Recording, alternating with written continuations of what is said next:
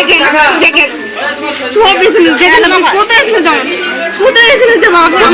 SMS কি লিখেছে কিভাবে লাগলো বললাম না ও মেয়ে ব্যবসাদার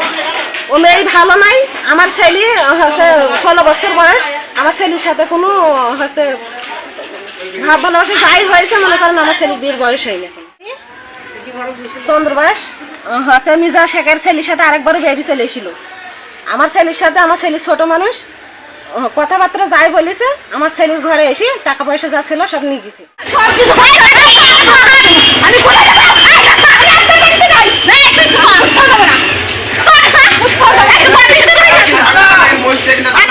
তোমার নাম কি তোমার নাম কি নাম নাই ভাই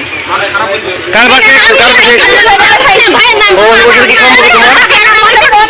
তোমার এখন কি